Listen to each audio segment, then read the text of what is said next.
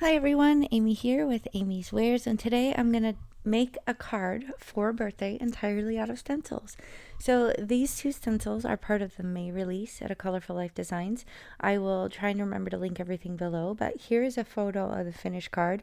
Super easy peasy, came together in a snap, and I did it directly on the card base, so no extra bulk, easy to ship, not using a lot of paper.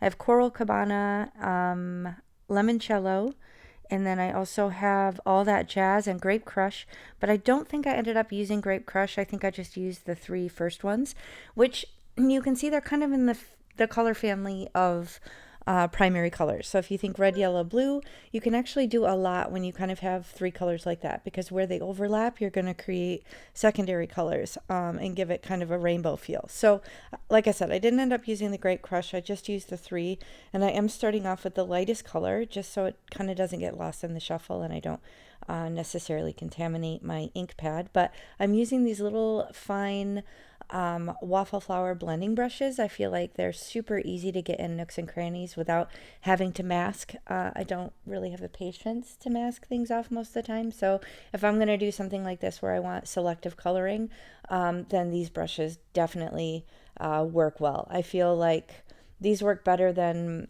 little ones that I've gotten off of Amazon. I feel like they're a nice mix in between in terms of surface area. They're not too tiny, but they're obviously not big like the other ones that I use, which would kind of cover a big surface area with ink blending. So these were a perfect in between, and they did the job well. You can see I'm not even really struggling. I'm not even being super precious about it, and I'm able to keep the colors separate and well defined.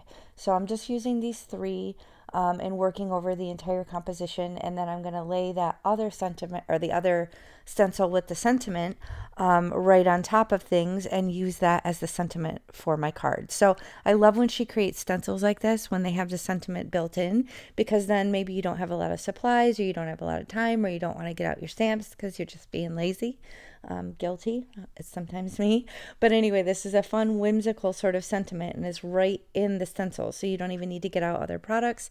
You can just kind of create and finish the card with what you have here. So I'm using the two colors here, the coral and the teal one, to kind of put in the happy birthday. Now, I don't like that there's not openings. That's the one drawback of stencils, is that they don't have the openings like in the P and the D and things like that. So I just draw them in myself. I have this acrylic marker. These are Altenew. I absolutely love these. I've used many different acrylic markers, and these are the ones I tend to grab for, just because, I don't know, I like the container, I like the color range, I like that you don't have to pump them, that the ink art, or the paint rather, just flows right out. I like that part of it. So here I do grab a white gel pen. I want to add a few more little elements, but I don't want the thickness of that acrylic paint pen. So I just want to add some little subtle highlights. I'm trying to figure out, I don't know if you could tell I was sitting there looking at that pen. I don't know where I got it. I don't know what it is. I usually grab my Uniball, but that hasn't been working. This one I must have, I'm assuming I was influenced by someone to buy it.